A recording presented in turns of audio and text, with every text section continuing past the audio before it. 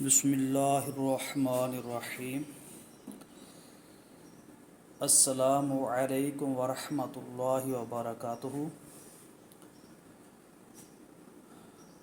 आज का जो हमारा सबक है वो है सूरतुल बकरा की आयत नंबर 4 के मुताल्लिक।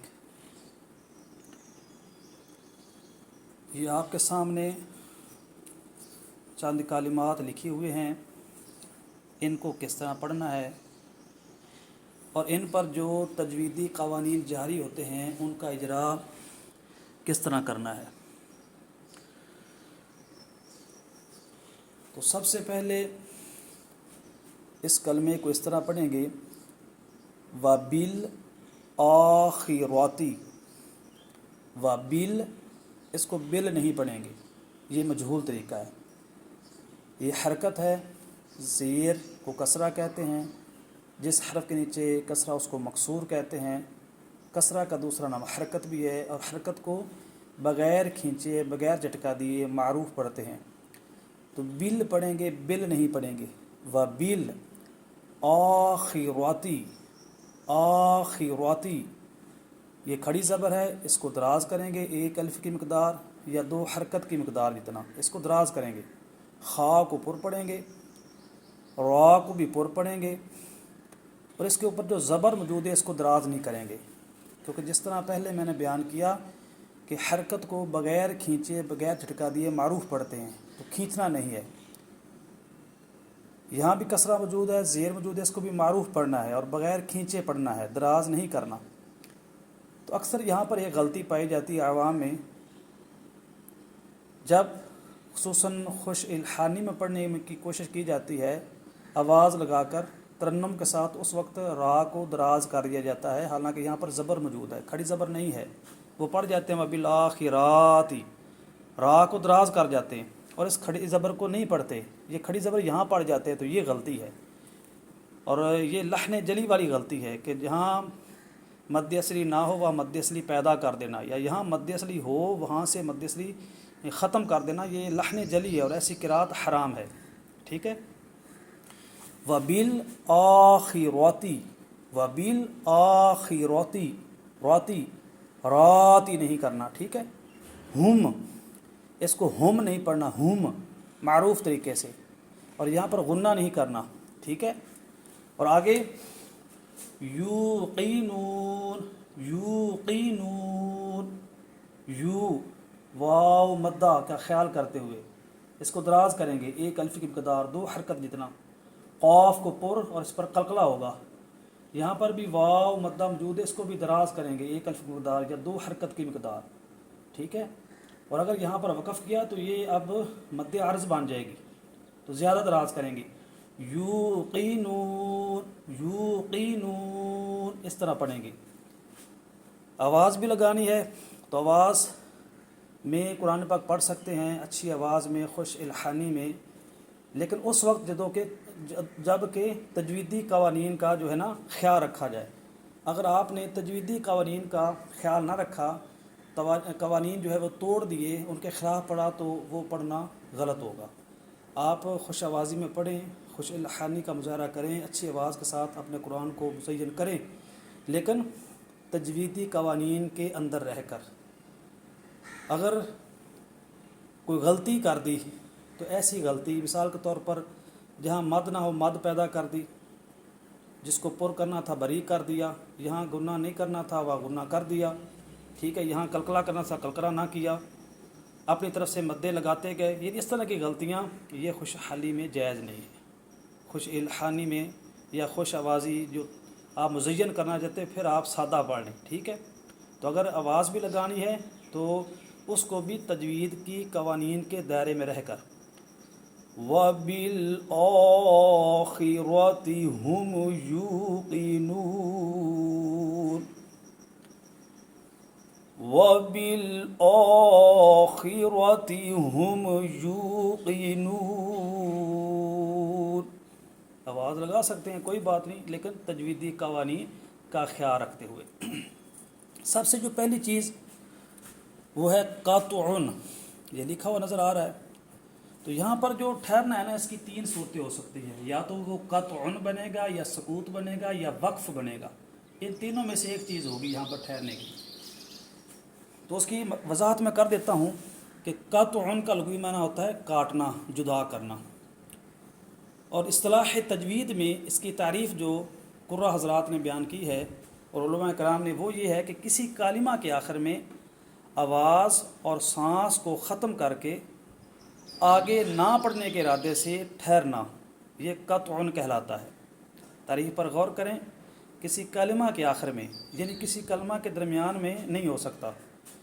یہ جو قید لگائی گئی ہے تعلیم میں، اس کو آپ نے سامنے رکھنا ہے۔ کسی کلمہ کے آخر میں، یعنی کلمہ کا آخر ہو، آخری حرف ہو، آواز بھی ختم کرنی ہے اور سانس بھی ختم کرنا ہے، اور آگے نہ پڑھنے کا ارادہ ہو، ٹھیک ہے، دنیاوی کو کام پڑ گیا، کوئی غرض، ٹھیک ہے، کھانا ہے، پانی پینا ہے، یا کسی نے بلا لیا، یا یہ ہے کہ آج ارادہ یہی تھا کہ میں یہاں تک پڑھوں گا، آگے کی تلاوت جو صبح کل کروں گا یا زور کے بعد کروں گا، تو اس ٹھہرنے کو قطع کہیں گے۔ لیکن عام ہم اس کو بھی وقف کہہ دیتے ہیں، حالانکہ وہ وقف نہیں ہے، وہ قطع ہے، کیونکہ اب جدائی پڑ گئی، اب یہاں تلاوت موقوف ہو گئی۔ دنیاوی غرض تھی، دنیاوی کو کام تھا، یا تلاوت روکنا، نیت ہی یہی تھی کہ یہاں تک تلاوت کروں گا، تو یہ اس لیے قطع کہلائے گا۔ یہ آپ نے اچھی طرح ذہن میں رکھنا ہے۔ دوسری بات، یہ سکوت، اس کا مطلب ہے خاموشی، یہ لغوی معنی ہے سکوت کا، خاموشی۔ لیکن اصطلاح تجوید میں کسی کلمہ کے آخر میں آواز اور سانس کو روک کر کسی دینی غرض کے لیے ٹھہرنا، اور نیت یہ ہو کہ جب یہ دینی غرض پوری کر لوں گا تو آگے تلاوت جو ہے شروع کروں گا، تو اس کو سکوت کہیں گے، ٹھیک ہے۔ لغوی معنی کیا ہے؟ خاموشی۔ اور اصطلاح تجوید میں کہ کسی کلمہ کے آخر میں، درمیان میں نہیں، کلمے کے آخری حرف پر آواز اور سانس کو ختم کر کے کسی دینی غرض کے لیے، دینی غرض، دنیاوی نہیں، دنیاوی ہوگی تو قطع بنے گا، دینی غرض ہو، یعنی ذہن میں نہیں آ رہا کہ یہاں پر جو وقف کرنا ہے تو کیسے کرنا ہے، یا رموز کاف کی علامت کا کیا مطلب ہے، یا یہ 4 نمبر لکھا ہے اس کا کیا مطلب ہے، یا یہاں پر میم ساکنہ کون سا قاعدہ ہے، میں کتاب سے دیکھ لوں، کسی استاد سے پوچھ لوں، یا کچھ دیر غور کر لوں۔ یعنی یہ چونکہ قرآن پاک کا ہی معاملہ ہے، دینی معاملہ ہے، دین اسلام کا معاملہ ہے، تو ایسی غرض کے لیے ٹھہرنا، بشرطے کہ ارادہ ہو کہ یہ جب میں غرض پوری کر لوں گا، یہ جب میں قانون دیکھ لوں گا، جان لوں گا، یا ترجمہ دیکھ لوں گا، تو اب میں ابھی تلاوت آگے کروں گا، تو اس وقت یہ سکوت بنے گا، سکوت بن جائے گا۔ وقف اسے بھی نہیں کہہ سکتے، ہم اسے بھی وقف سمجھتے ہیں۔ وقف، تیسرا ہے وقف۔ وقف کا لغوی معنی ہے ٹھہرنا۔ اصطلاح تجوید میں کسی کلمے کے آخر میں آواز اور سانس کو ختم کر کے اسی وقت آگے پڑھنے کے ارادے سے ٹھہرنے کو وقف کہتے ہیں۔ یہ جو درمیان میں جو چیزیں بیان کی، اس میں آپ نے غور کرنا ہے اس پر۔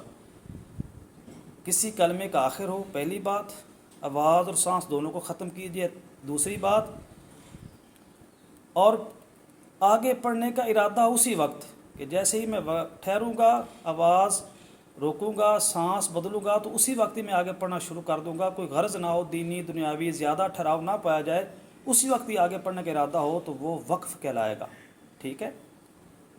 تو کلمے کے آخر میں ہی ہوگا، تو یہ ہے وقف۔ مثال کے طور پر یہاں میں نے ٹھہرنا ہے اور ارادہ یہ کہ ابھی میں آگے شروع کروں گا، تو وہ وقف ہوگا۔ اگر کسی قانون کو دیکھنا ہے یا ترجمہ دیکھنا ہے یا کوئی اور دینی غرض پوری کرنے کے بعد تلاوت کرنی، تو وہ سکوت ہوگا۔ اگر تلاوت بالکل ہی روکنی ہے یا دنیاوی کوئی غرض ہے، دینی نہیں ہے، تو ٹھہرا گیا، تو وہ قطع کہلائے گا، وقف نہیں کہلائے گا، ٹھیک ہے۔ یہ آپ نے اچھی طرح یاد رکھنا ہے۔ تو اب آپ یہاں ٹھہریں گے تو اس کی 3 صورتیں ہو سکتی ہیں، یا تو آپ نے مکمل ہی تلاوت روکنی ہے تو وہ قطع کہلائے گا۔ اگر یہاں پر آپ نے کوئی دینی غرض پوری کرنے کے لیے ٹھہرنا ہے تو وہ سکوت کہلائے گا۔ اگر اس وقت ٹھہرنے کے بعد آگے پڑھنا ہے، کوئی غرض نہیں ہے دینی دنیاوی، تو اس صورت میں یہ وقف کہلائے گا۔ اور چوتھی جو چیز ہے، یہ ہے وقف بالاسکان۔ تو اس کا مطلب ہوتا ہے غیر ساکن حرف کو ساکن کر کے ٹھہرنا، وقف بالاسکان کہلاتا ہے۔ وقف کا تو وہ اوپر ترجمہ ہو گیا نا، تو کسی کلمے کے آخر میں آواز اور سانس کو روک کر उसी वक्त आगे पढ़ने के इरादे से ठहरना, ये तो वक़फ़ होगा। तो बिल इस्कान यानी साकिन करना, इफ़ाल बाब का सीगा इस्कान, इफ़ाल बाब का मसदर है, तो गैर साकिन को साकिन करना। अब यहाँ देखें नून के ऊपर ज़बर मौजूद है, इसे फ़तहा भी कहते हैं।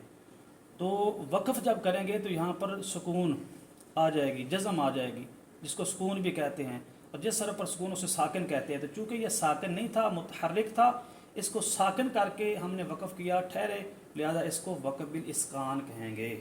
ठीक है। और आगे है त्वा और गोल दायरा, और उसमें 4 लिखा हुआ। त्वा जो है ये वक़फ़ मुतलक की अलामत है, यहाँ ठहरना चाहिए।